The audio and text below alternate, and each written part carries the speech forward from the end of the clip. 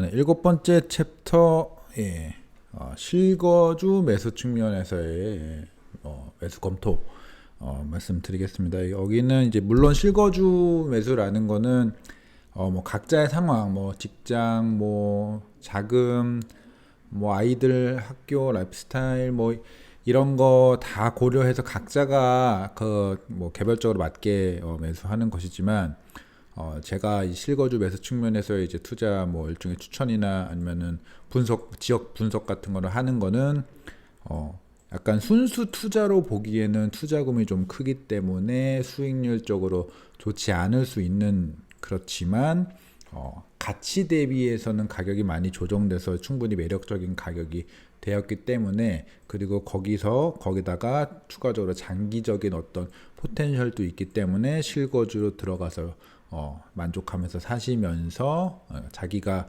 본인인 라이프 스타일에 맞는 곳에 들어가서 만족하면서 사시면서 추후 가격 상승까지, 가격 반등 상승까지도 기대할 수 있는 곳들, 네, 그런 것들을 네, 골라서 지역들을 골라서 한번 분석을 해보는 그런 것이라고 보시면 될 것 같습니다. 뭐 여러 가지 뭐 되게 다양한 종류의 지역들을 언급을 드릴 건데, 주로 이제 언급되는 지역의 어떤 특성은 눌림목 매수, 그러니까 지나친 기대감으로 거품이 끼었다가 거품이 빠진 단지라고 보시면 되는데, 그러니까 호재로 인해서 지나친 GTX 같이 굉장히 강한 호재로 인해서 급등을 했는데, 그 급등한 이유 자체는 분명히 이유가 합리적이에요. 뭐 GTX나 뭐 이런 것도 굉장히 좋은 건 맞는데, 단지 너무 빨리 상승이 온 거죠. 실제 그게 실현되는 그 시점 대비해서 가격 상승이 너무 빨리 왔기 때문에 그게 지금 실거주 수요나 실제 가치에는 크게 도움이 되지 않는 상황이라서, 이런 유동성의 문제나 여러 가지 거시경제 문제들, 뭐 금리 인상 이런 것들이 왔을 적에 가장 약하게 가장 빨리 하락한 그런 상황이라고 보시면 되는데, 여기에 제가 여전히 호재가 살아있는 곳들이라고 말씀을 드렸어요. 그러니까 가격은 떨어졌는데 기존의 기대감을 주었던 그 호재가 살아있긴 살아있는 것. 그래서 뭐 내년이나 내후년이나 혹은 수년 후에 언젠가는 다시 그 기대감이 모락모락 피어오를 수 있고 시장이 좋아진다라면은 그 기대감 뿐이 아니고, 뭐 예를 들어 GTX 같은 경우에는 24년이 되면 실제로 준공이 되고 실제로 타고 이용할 수 있기 때문에, 실제 그 호재가 실현되는 그런 시점들이 이제 오면서 반드시 그 가격 반등 그리고 가격 상승이 있을 수밖에 없는 곳들, 그런 것들을 중심으로 좀 보면 좋겠다라고 생각을 합니다. 네. 그러니까 여기 보시면은 뭐 GTX 등 큰 호재로 가격이 오른 곳들이, 큰 호재가 있어서 가격이 오른 건데, 그 너무 빨리 올랐기 때문에 하락장에서 가격이 많이 떨어진 그런 곳들은 시간이 흐른 뒤 다시 반등할 가능성이 높다. 그러니까 그 기대감이 너무 커서 기대감 때문에, 호재 때문에 거품이 생겼다는 것 자체는 분명히 그 호재는 사람들이 좋다라고 생각할 만큼 강력하다라는 거예요. 오른 타이밍이 너무 빨랐을 뿐이지.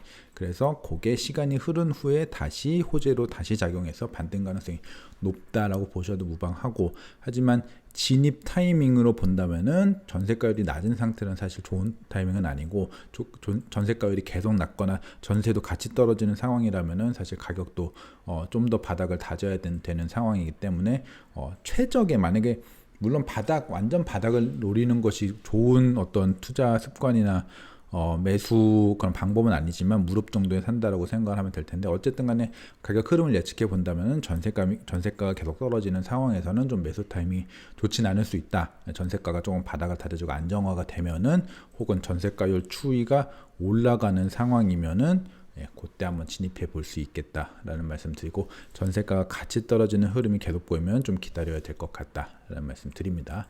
그리고 호재는 꼭 살아 있어야 됩니다. 그리고 호재가 이제 그 호재에 의한 기대감 때문에 거품이 낄 정도로 가격이 올라갔으면, 호재가 살아 있다라면은 요런 기대감이 나중에 언젠가 또 살아날 수 있는데, 호재가 죽어버리면은 요거는 그냥 끝나는 거죠. 사실은 그냥 거품이 사라지고 다시 올라가기 좀 쉽지 않은 상황인 건데, 예시라고 하기엔 조금 애매한데, 그래도 호재가 조금 약해진 그런 곳이 좀 세종이긴 한 것 같아요. 그러니까 세종이 뭐 지난 정부 때 세종을 그 여러 가지 제2의 수도의 어떤 역할을 할 수 있는 행정적으로 그런 얘기들이 강하게 나오면서 그것과 동시에 이제 아파트 값까지 부동산 가격까지 땅값까지 막 이렇게 상승을 했던 그런 곳인데 사실은 점점 그게 약해지고 얘기가 들어가고 실현이 좀 안 되고 뭐 이런 문제가 생기면서 세종의 부동산 자체도 좀 떨어지고 땅값도 좀 잠잠해지고 아파트 값은 폭락하고 이런 상황이 벌어졌거든요. 물론 지금 정부 들어와서 뭐 청와대 제2청사나 뭐 이런 것들에 대한 얘기가 계속 나오고 있으니까 호재가 완전히 죽었다고 할 수는 없지만, 그리고 정치적인 문제라서 다시 호재가 부활할 수도 있는 거지만, 현재로서는 굉장히 그 호재 자체가 약해진, 그런 기대감이 확 떨어진 그런 상황이라고 볼 수 있어서 이런 거는 조금 별개로 생각을 해볼 수 하는 게 좋을 것 같다라는 말씀드려요. 물론 그렇다고 세종이 계속 엄청 폭락한 가격에서 계속 지지부진할 거라는 것까지는 아닌데, 뭐 과거의 영광을 누리기는 좀 다시 이게 정치적으로 호재가 살아나지 않는 쉽지 않을 수 있겠다라는 생각을 하고 있고요. 그래서 근데 그것과 다르게 호재가 이미 살아 있는데 과도한 가격 반응이 꺼지면서 하락하는 것은 다시 반등이 가능할 것이다. 뭐 몇 년 이제 타이밍의 문제겠죠.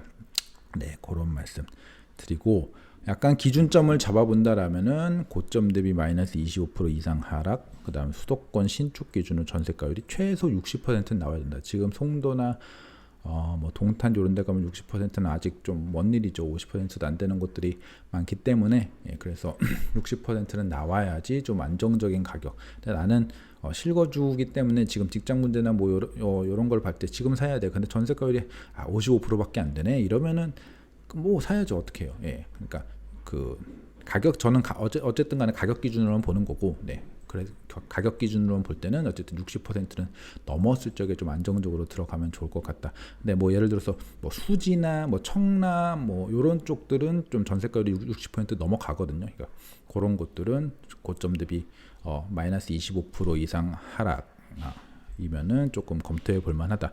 물론 이미 고점 대비 마이너스 25% 이상 하락했다라는 것은 여기서 금매 잡고 내고치고 하면은 나는 30% 35%에서 살 수 있는 거거든요. 그러니까 그런 식으로 한번 참고해 보시면 좋을 것 같습니다. 그래서 전세가율 70% 이상까지 갔다라고 하면은 좀 안정적으로 더 매수할 수 있겠다 라는 생각이 하고 있습니다. 그리고 또 하나, 이런 지역들의 어떤 특성 중에 하나가 변동폭이 큰 곳들이, 그러니까 호재가 막 살아 있어서 호재가 강해서 호재가 빵 올라고 호재에 대한 기대감이 너무 거품을 만들어서 빵 떨어지고, 이런 곳들은 변동폭이 크거든요. 그래서 변동폭이 크다라면은 전세가만 너무 떨어지지 않게 받쳐주면은 이렇게 떨어진 폭이 엄청 큰데 위로의 변동폭도 클 수밖에 없어요. 보통 변동폭이 작은 지역은 변동폭이 작고 변동폭이 큰 지역은 변동폭이 커요. 그런데 이런 곳들은 지금 변동폭이 큰데 요 하단에서 잡으면은 위로의 이렇게 상승 혜택을 누릴 그런 폭도 너무 크기 때문에 되게 아래 저점에서 잡는 어떤 메리트가 충분히 있다라고 봅니다. 그리고 요거는 아까 말씀드린 대로 투자적으로는 좀 좋지 않다. 하나하나 살펴볼게요. 지역. 근데 수지부터 이게 순서는 중요하지 않아요. 그냥 약간 무순위로 막 한 거니까 순서는 신경 쓰시지 말고 그냥 진행하도록 하겠습니다. 잠시만 커피 한 모금만.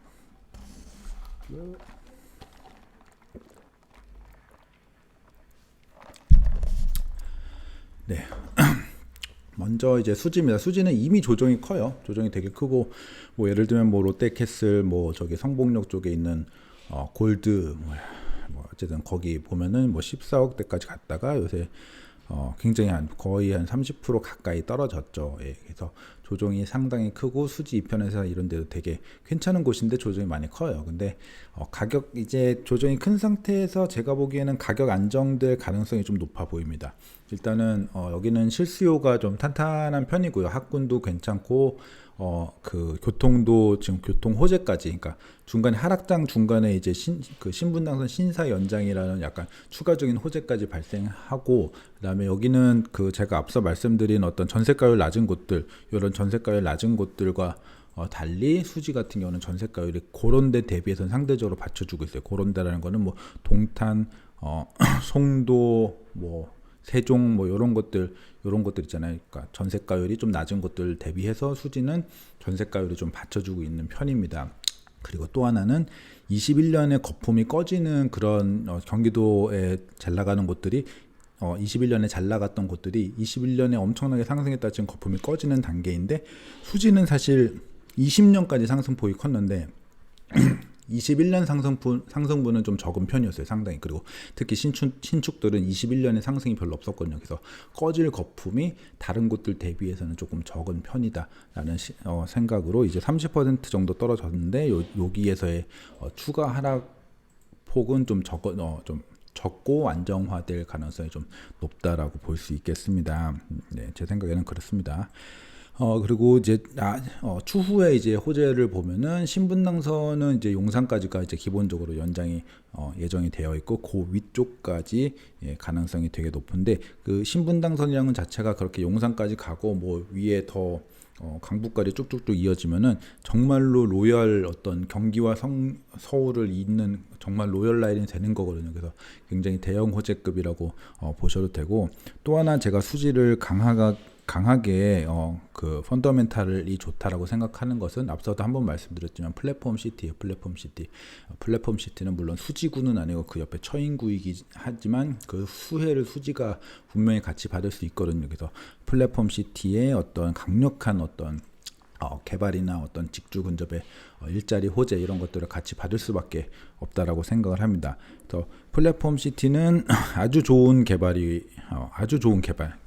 부동산 개발이자 어떤 정부의 어떤 개발 진행인데, 직접적 수혜를 받는 구선역 주변은 조정이 별로라는 건 수지 대비해서 별로 되지 않았기도 하고, 플랫폼 시티를 제외한 어떤 메리트가 수지 쪽이 훨씬 있기 때문에 두 번째로 수혜를 받을 수 있는 수지 쪽이 저는 좀 더 좋은 쪽이라고 봅니다. 그래서 일자리의 호재가 만약에 뭔가 판교든 뭐든 간에 일자리에 대형 어떤 개발이 딱 있다라고 하면은 꼭 그 안에 있는 주상복합이나 아니면 그 바로 옆에 있는 아파트 단지들만 호재인 건 아니에요. 오히려 그곳과 아주 가까이 출퇴근을 할 수 있는 학군 좋은 곳, 요런 상업 시설 좋은 곳, 학군 좋은 곳, 그러니까 어떤 직장, 그러니까 기업 클러스터가 있는 그 곳의 인근에 가장 학군 좋은 곳, 이런 곳들이 오히려 호재를 가장 크게 받을 수 있거든요. 그게 이제 플랫폼 시티의 호재는 오히려 수지 쪽의 학군 좋은 곳, 학원가는 이제 수지구청역 주변, 그 다음에 뭐 성복역 주변 이런 데가 이제 학교도 좋고 학원가도 괜찮고 하고 있거든요. 그렇기 때문에 저는 수지 쪽의 어떤 포텐셜을 굉장히 좋게 보는 것이고, 투자적으로 보면은 뭐 수지 이편한 세상, 성복, 롯데캐슬 시리즈 이런 것들은 괜찮은데, 앞서 말씀드린 것처럼 투자라기보다는 조금 실거주 차원에서 한번 보시면 좋을 것 같고, 약간 투자적으로 본다라면은 앞서 한번 리모델링 그 페이지에서 언급드렸던 리모델링 단지들 한번 체크해 보시면 좋을 것 같습니다. 근데 이제 교육 환경 평가 문제를 한번 체크해 봐야 된다고 했는데 아마 해결이 지금 되고 있는 걸로 알고 있어요. 네. 그런 것들은 한번 그래도 더블 체크는 한번 해보시면 좋을 것 같고, 수지 이편한 세상 중층 이상의 지금 10억 이하에 아마 거래가 가능할 것 같은데, 그 정도면 충분히 메리트가 있다. 그러니까 지금도 살기 괜찮고 가격이 많이 떨어져서 이제 뭐 가격 거품도 많이 꺼진 상황이고, 그러면서 미래의 플랫폼 시티나 신분당선 연장 같은 호재를 확정적으로 안고 있기 때문에 미래의 가치 상승까지 같이 볼 수 있는 상황이다 라고 보시면 좋을 것 같습니다. 물론 전세가 흐름은 모든 도시에서 다 체크를 하고 하셔야 돼요. 기본적으로 지금 수도권 전반적으로 다 떨어지고 있어서 너무 떨어지는 상황이면은 좀 더 기다리시면 되겠죠. 그리고 플랫폼 시티 간단하게 설명드리면은, 플랫폼 시티는 뭐 여기 수지구청역이 여기고요, 네, 보정역이 여기고, 뭐 여기 구성역, 축전역, 뭐 요 정도에 이렇게 해서 굉장히 큰 IT 첨단 산업 부지를 만드는 건데, 보통 이런 것들을 많이 하잖아요. 뭐 저기 심지어는 저기 멀리 있는 뭐 남양주 이런 데도 왕숙 테크노밸리도 엄청나게 큰 규모로 한다 뭐 이런 얘기들이 있는데, 사실은 그거 하고 싶다고 다 하는 게 아니라 기업들이 들어와야 되거든요. 물론 기업들한테 뭐 들어오면은 뭐 건물을 지어도 뭐 취득세 이런 뭐 여러 가지 세금적인 혜택 이런 것들 주면서 이렇게 유치를 하는데, 유치를 한다고 다 들어오는 게 아니에요. 기본적으로 입지적인 가치가 입지적으로 사업을 운영할 만한 어떤 혜택이 있는, 혜택이라는 게 입지적인 어떤 혜자가 있는 그런 곳들의 기업들이 들어오거든요. 근데 플랫폼 시티의 위치상으로 아주 기업들이 좋아할 만한 위치가 될 수밖에 없습니다. 아시겠지만 위로는 판교, 아래로는 뭐 평택, 여기 이 근처에 또 반도체 밸리들 뭐 이렇게 돼가지고 기본적으로 IT 첨단 산업의 어떤 기업들이 다른 판교나 뭐 강남 이런 곳들의 어떤 너무 높은 뭐 임대료나 뭐 어떤 땅값 이런 것들에 힘들어 하면서 이제 이쪽으로 올 가능성이 높고, 특히 반도체 기업 같은 경우에는 그 아래쪽 공장들이나 뭐 삼성전자 이런 쪽들과 강남 쪽에 어떤 뭐 여러 가지 비즈니스 기회들 뭐 이런 것들 다 합쳤을 적에 굉장히 좋은 위치이다 라고 생각을 합니다. 거기다가 더해서 GTX가 딱 있잖아요. 그 중간에 GTX가 딱 있어서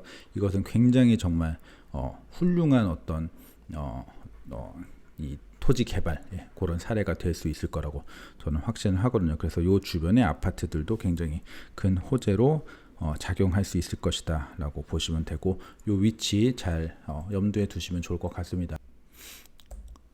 네, 다음은 청라 루원시티. 네, 청라를 중심으로 이제 생각하고, 루원시티는 이제 인근 지역으로 이제 같이 사실 가격 흐름이 갈 것이기 때문에 비슷하게 생각하시면 될 것 같습니다. 여기 조정이 많이 됐고, 조정이라고 보기에는 어쨌든 뭐 조정 하락 이런 용어 자체는 뭐 크게 신경 쓰지 마세요. 뭐 조정이라면 조정이, 하락이면 하락이, 어쨌든 떨어진 거, 하락이 많이 됐으나 단기적으로는 거기서 추가적인 조정이 더 예상이 되고 있습니다. 지금 물론 되게 특별해 보이는 거의 하락 거래들도 보일 정도로 많이 떨어진 게 있는데, 호가가 거기까지 내려오지는 않았으니까 이제 전반적으로 호가는 좀 더 내려올 거라고 생각이 되고, 기본적으로 청라가 그렇게 그 가격이 많이 올랐어도 최고점 가기 전에는 전세가율이 그렇게 바닥 찍은 곳은 아니었는데, 사실 동탄이나 송도 이런 데보다는 좀 괜찮은 편이었는데, 검단 물량의 직격탄으로 이 서구 쪽에 이렇게 맞으면서 전세가가 내려왔습니다. 그래서 지금 역전세난이 지금 좀 심각한 상황이고, 전세가 자체 내려오면서 가격 조정이 세게 온 상황입니다. 그게 이제 하락장을 맞이하면서 매매가를 확 끌어내렸죠. 24년부터 아마 전세가가 회복이 될 것 같아요. 전세가부터 회복이 돼야 매매가가 회복이 되거든요. 23년 말까지 루원시티 입주장이 끝나고, 그러면 이제 뭐 검단이랑 저기 물론 24년에 인천 구도심의 입주 물량은 여전히 있지만 그것도 폭탄급은 아니라서 24년에 이제 전세가부터 회복되고, 그러면 이제 매매가도 어느 정도는 회복이 되지 않을까 싶은데, 전고점은 좀 먼 것 같고요. 네, 그런 흐름으로 봐주시면 좋을 것 같고, 청라가 이제 아무리 그 청라 이제 뭐 국제보 신도시 이런 거라고 해도 인천 물량이랑 묶일 수밖에 없거든요. 그래서 현재 상황은 인천 물량, 검단 물량 자체도 있지만 우려까지, 내년 23년에 인천 물량 엄청나라는 우려까지 번지게 되었기 때문에 그 영향까지 같이 받았다. 요거까지 생각하시면 좋습니다. 근데 이제 23년에 인천 같은 경우는 제가 그 과도한 물량으로 과도하게 내려온 그런 타이밍이라고 했기 때문에, 청라 같은 경우도 23년이 이제 기회가 될 수 있을 거라고 보시면 되겠습니다. 이제 23년 이제 기회라고 하는 거는 물론 물량 때문에 과도한 이제 하락이 온 것도 있지만, 이런 여러 가지 이제 검단은 이제 호재 부자인 상황이라서 물량 부담이 해소가 되면서 전세가 반등하고 매매가가 좀 반등하는데, 거기에 여러 가지 호재들이 실현이 되면서 올라가는 그런 차원에서 전망은 괜찮다라고 볼 수 있고, 그 중에서도 27년의 7호선 호재는 무조건 강하게 받게 되어 있습니다. 왜냐하면은 이런 기업 호재들도 있지만, 기본적으로 청라의 가장 큰 단점이 뭐냐라고 하면은 무조건 교통이거든요. 제가 예전에도 이 전 시간에도 얘기했고, 뭐 여러 제가 하는 강의에서도 얘기했지만, 교통 호재가 가장 크게 반영이 되는 경우는 아주 불모지인 곳에 어떤 지하철 노선이 들어올 때, 대중교통 불모지인 곳에 대중교통 호재가 빡 생기면은 그 호재는 무조건 세게 받게 돼 있거든요. 그래서 청라 같은 경우는 7호선 연장선 오는 호재에 무조건 강하게 받게 되어 있고, 여기 한 개도 아니고 이렇게 여기 한 3개 정도 여러 개 지금 뭐 더 늘린다는 얘기도 있어요. 어쨌든 뭐 여러 개 거점별로 여기 생기기 때문에 무조건 강하게 받게 되어 있고, 그렇게 되면은 이제 전세가도 실수요가 늘어나면서 전세가도 상승하고 뭐 여러 가지 가격적인 부분에 탄력을 받을 수 있지 않을까라고 생각을 합니다. 물론 청라 같은 경우는 호수공원이라는 좋은 이 공원도 있고 또 뷰도 나오는 곳도 있고 뭐 멀리 이제 바다까지 보이는 오션뷰까지 멀리 보이는 그런 게 있는데, 사실은 뷰에 베팅하지 말고 거주적인 측면에서 주요 단지들을 좀 그 중에서도 신축에 접근하는 것이 좋다라고 보니까 그런 차원에서 좀 참고하시면 좋을 것 같고, 갭 투자로 보면은 중과가 완화되면은 갭 투자 접근도 가능하긴 합니다. 하지만 갭이 2억 이상이면 굳이 갭 투자할 메리트는 없고, 갭 투자라면은 물량 부담이 줄고 나서 전세가가 일부 반등한 후에 갭 2억 언더에서 한번 보시면 좋을 것 같아요. 루원시티는 기본적으로는 청라의 호재를 이렇게 안고 들어가는 그런 지역이라고 보시면 될 것 같은데, 청라가 물론 더 좋지만 가성비나 갭성, 그러니까 갭 대비해서 상승할 수 있는 그런 여력이라든지 그런 것들은 루원시티가 더 나을 수도 있습니다. 그리고 신축의 시설 같은 것도 루원시티에 괜찮은 것들이 많고요. 근데 23년 하반기까지 루원시티의 물량이 계속 있어요. 그러니까 그거 참고하시고, 그런데 그거 딱 끝나고 나면은 그 이후에 물량 부담이 줄어들기 때문에 여기도 역시 23년에 좋은 기회가 될 수 있을 것이다 라고 생각을 합니다.